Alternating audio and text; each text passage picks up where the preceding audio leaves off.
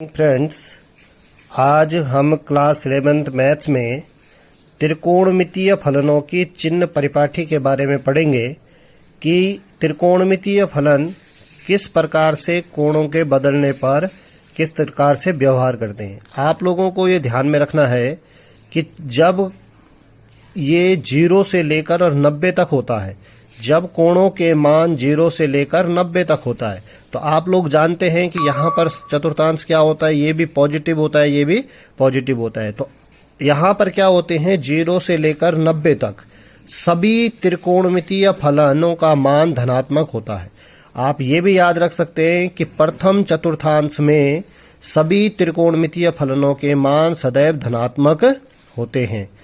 अब जब आप दूसरे चतुर्थांश में जाते हैं, मतलब 90 से लेकर और 180 में जाते हैं, 90 से लेकर 180 में जाते हैं, तो 90 से 180 तक अर्थात द्वितीय चतुर्थांश में साइन और साइन का उल्टा कॉसेक, साइन और साइन का उल्टा कॉसेक, ये धनात्मक होते हैं और शेष त्रिकोणमितीय फलन क्या होते हैं, ऋणात्मक होते हैं। इनको आपने ध्यान से पढ़ना है क्योंकि अगले एक्सरसाइज में ये आपको बहुत काम आएंगे।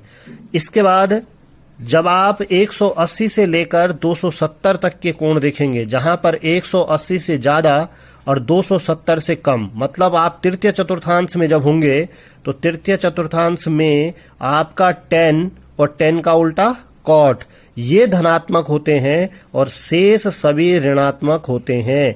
180 से लेकर 270 तक के क्या होते हैं में तृतीय चतुर्थांश में 10 और 10 का उल्टा कॉट, ये धनात्मक होते हैं और शेष क्या होते हैं, ऋणात्मक होते हैं। ठीक इसी प्रकार जब आप 270 से लेके, मतलब जब आप चतुर्थांश में वेरी करोगे, 270 और 360 के बीच में जितने भी कोण होंगे उन सभी कोणों के लिए कॉस और कॉस का उल्टा सेक, ये तो होते हैं धनात्मक और शेष सभी क्या होते हैं, ऋणात्मक चतुर्थांश में।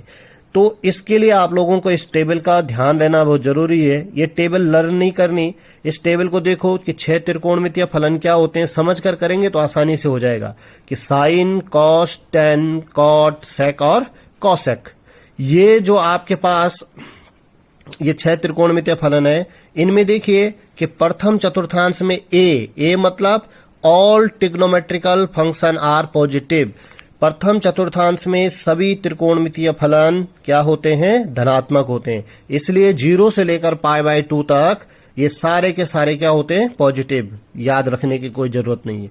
दूसरा कि एस मतलब साइन और साइन का उल्टा कॉसेक, तो देखिए एक तो दूसरे चतुर्थांश में एक तो साइन प्लस होगा और एक उसका उल्टा कॉसेक प्लस होगा, बाकी सारे के सारे क्या होंगे, नेगेटिव होंगे।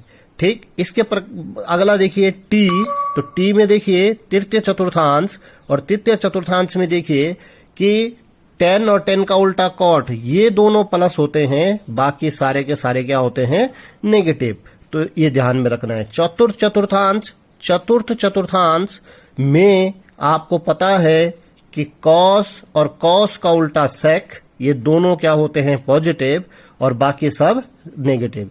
इस टेबल को ध्यान में रखने के लिए क्या याद रखना पड़ेगा आपको, ए एस टी सी, प्रथम चतुर्थांश ऑल पॉजिटिव, साइन और साइन, दूसरे में साइन और उसका उल्टा पॉजिटिव, तीसरे में 10 और कॉट पॉजिटिव और चौथे में कॉस और सेक पॉजिटिव। इस तरीके से आपको ध्यान में रखना है।